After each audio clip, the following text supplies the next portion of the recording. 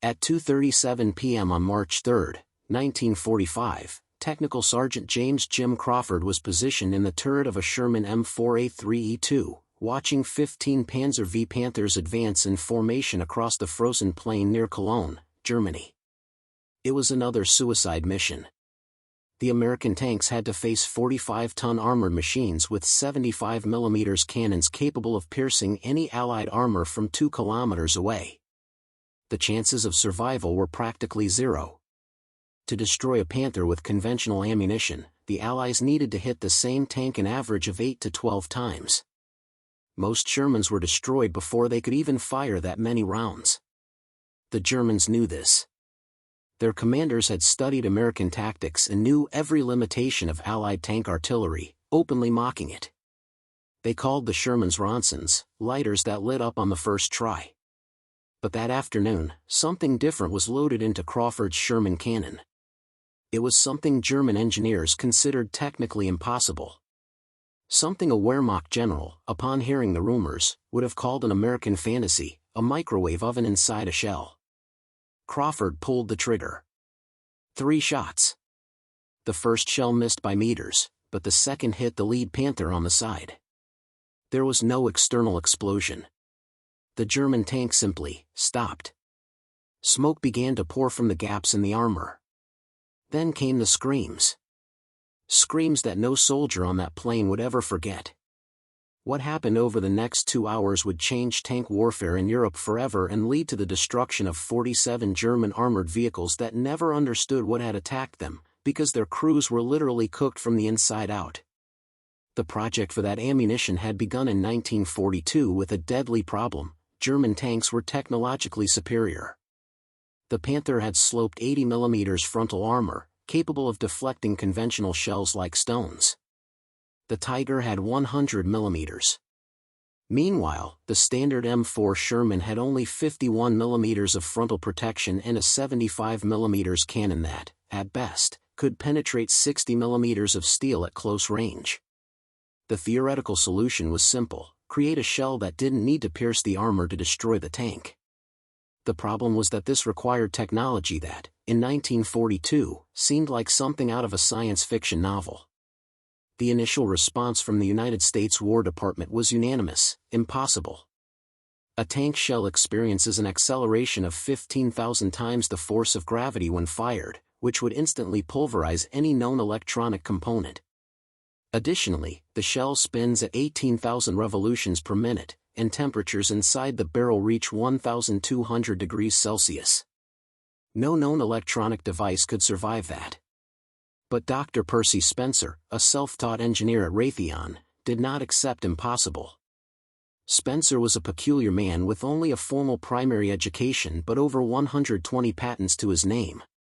During the war, he worked on developing magnetrons, devices that generated microwaves for military radar systems. One day in October 1942, while testing a new high-power magnetron, Spencer noticed something strange. The chocolate bar in his lab coat pocket had completely melted, yet he wasn't near any heat source. Intrigued, Spencer took popcorn kernels and placed them near the active magnetron. Within seconds, the kernels began to pop violently, bouncing around the lab. Spencer had just discovered, by accident, that high-power microwaves could heat objects from the inside out without physical contact or external flames. The next morning, he went straight to the office of Colonel Arthur Maxwell of the Army Corps of Engineers with a radical proposal: use microwaves as a weapon. The idea seemed insane. How could a microwave generator be placed inside an artillery shell traveling at 900 meters per second and spinning like a top? The answer lay in extreme miniaturization and a discovery Spencer's team made during tests. They found that microwaves didn't just heat, they penetrated thin metal and heated everything inside. In top-secret experiments, the Raytheon team managed to raise the internal temperature of an armored compartment by 40 degrees Celsius in just 30 seconds using a 1 kilowatt microwave emitter. Applied to a tank, this meant turning the interior of a war machine into a literal oven.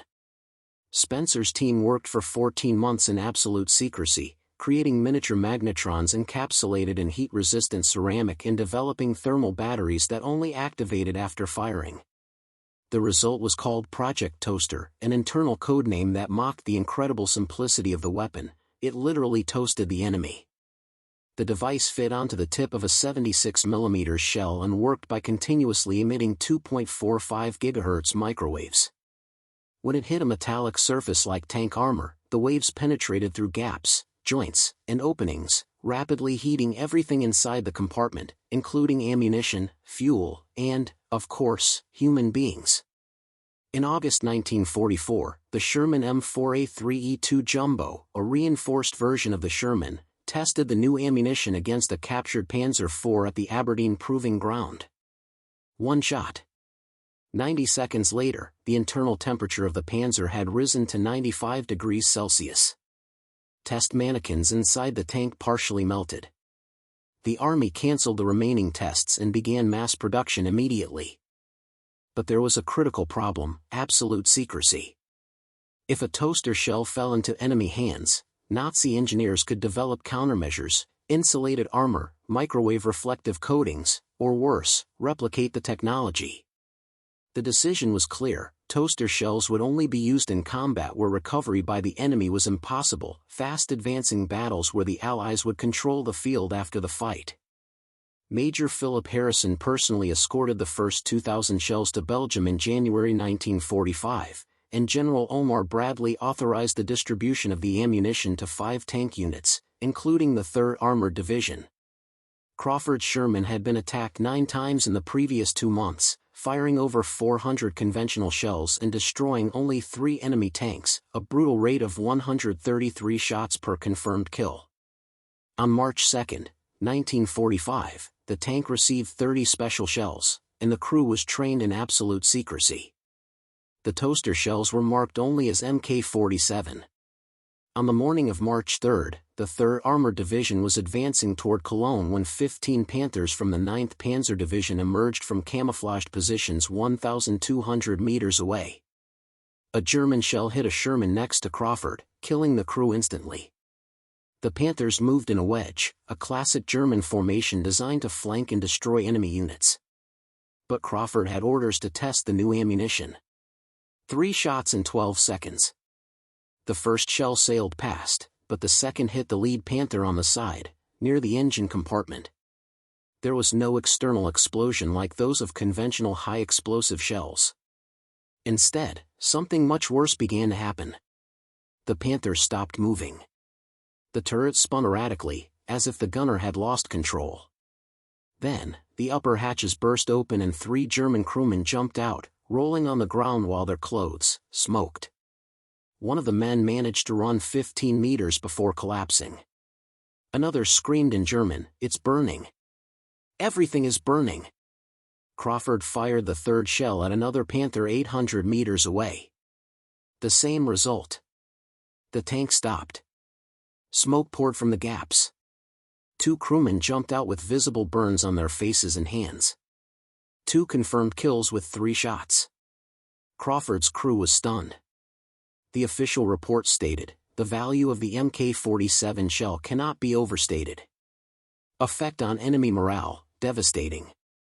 During the early months of 1945, the Germans began to realize something had changed. Veteran tank commanders reported inexplicable experiences, Panthers that simply stopped working after being hit, with no visible explosions. Crews abandoned their armor screaming about unbearable heat, even when the tanks weren't on fire. Lieutenant Colonel Hans von Luck reported in his diary that the Americans possessed a new weapon that made tanks stop and men come out burned from the inside. German military intelligence tried to figure out what was happening but considered it impossible that microwaves could be used in artillery shells. A Wehrmacht report from April 1945 dismissed rumors of heat rays as technically implausible disinformation. Albert Speer, the Reich Minister of Armaments, reportedly joked that if the Americans were putting ovens inside shells, they must be putting entire kitchens in every tank. He was being sarcastic, but by the end of the war, 12 American factories were producing 5,000 toaster shells per day. On March 7, 1945, during the capture of the Ludendorff Bridge at Remagen, the toaster shell saw its most devastating use. A column of 23 Panthers tried to retake the bridge.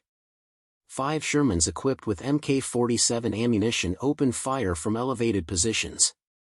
In 8 minutes, 15 Panthers were neutralized, not by explosions or armor penetration, but because their crews simply could no longer stay inside the tanks. An American war correspondent described the scene of Germans abandoning their armor in panic, some with smoking uniforms, others screaming in agony. The bridge was held. Germany lost its last great natural defensive barrier and never understood what had defeated it. Between March and May 1945, Project Toaster fundamentally changed the balance of power in European armored combat. Against Panther and Tiger formations, Mk-47 shells required only 2 to 3 shots per kill, whereas conventional ammunition needed 8 to 12. General George Patton wrote that the new ammunition was frighteningly effective and that a new method of tank warfare would have to be created. By the end of the war, over 89,000 toaster shells had been produced. The Germans, who mocked the idea of an oven inside a shell, never managed to develop equivalent technology. Percy Spencer, who had discovered the effect of microwaves by melting a chocolate bar, patented his invention after the war, not as a weapon, but as the first commercial microwave oven, the Raytheon. The technology that once cooked German soldiers inside their tanks now heats food for billions of people around the world. Crawford's Sherman, the first to test the impossible technology, was retired in 1946 and is preserved today at the National Museum of Military History in Ohio. Its story was never forgotten.